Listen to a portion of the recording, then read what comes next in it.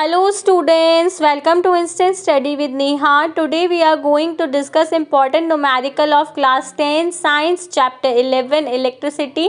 तो let's just start with this important numerical. एक heater आपको रेट कर रखा है 4 किलोवाट एंड 220 वोल्ट. तो आपको करंट को कैलकुलेट करना है. सेकेंडली आपको रेजिस्टेंस को कैलकुलेट करना है.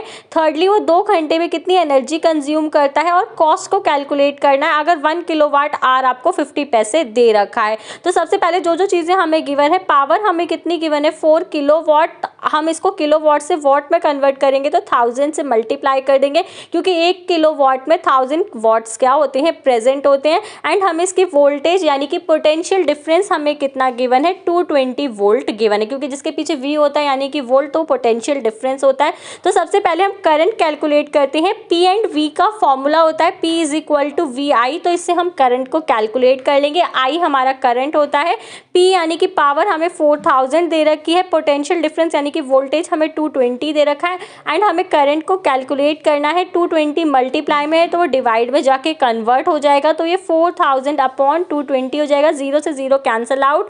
इसको हम 2 से कैंसिल आउट करेंगे तो 11 हो जाएगा एंड इसको 2 से कैंसिल आउट करेंगे तो हमें 200 मिलेगा. यानी कि I हमारा कितना आ गया 200 अपॉन 11. 200 को आप 11 से डिवाइड करेंगे तो हमें कितना मिलेगा 18.2 एम्पियर. तो हम इसको लिखेंगे 18.2 एम्पियर क्योंकि जो करंट होती है उसकी SI यूनिट एम्पियर होती है.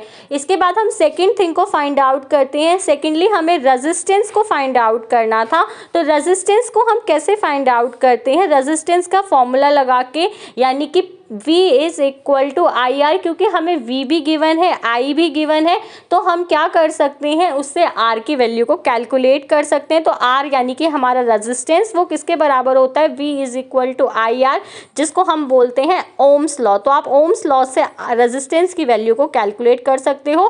पोटेंशियल डिफरेंस V हमें 220 वोल्ट गिवन था. I हमने 18.2 एम्पियर कैलकुलेट करा एंड रेजिस्टेंस को हम मल्टीप्लाई में लिखेंगे तो 18.2 मल्टीप्लाई में तो वो डिवाइड में जाके क्या हो जाएगा, कन्वर्ट हो जाएगा. हम इसको 2 से कैंसिल आउट करेंगे तो 18.2 को अगर हम 2 से डिवाइड करेंगे तो हमें कितना मिलेगा, इसको हमने अगर 2 से डिवाइड करा तो 110 मिलेगा. इसको 2 से डिवाइड करेंगे तो 9.1 मिलेगा. ये हो जाएगा 110 अपॉन 9.1. डेसिमल हटाएंगे तो ऊपर कितना चला जाएगा 10 चला जाएगा तो 1100 अपॉन 91.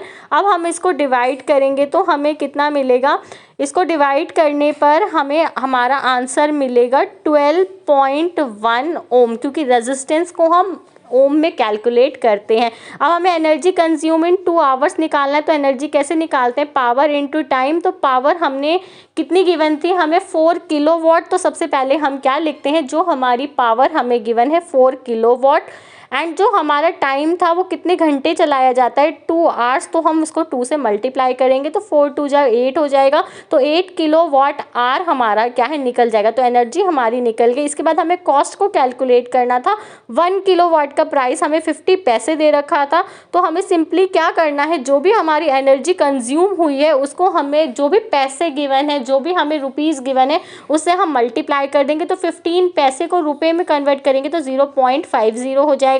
एनर्जी हमने कितनी कैलकुलेट करी 8 और 8 को हम 0.50 से मल्टीप्लाई करेंगे, 0.50 से मल्टीप्लाई करेंगे तो हमें कितना मिलेगा 4. यानी कि ये कितना कॉस्ट कंज्यूम करेगा 4. तो so that's all for today. If you have any doubt let me know in the comment section. For more such videos please subscribe my channel and thanks for watching.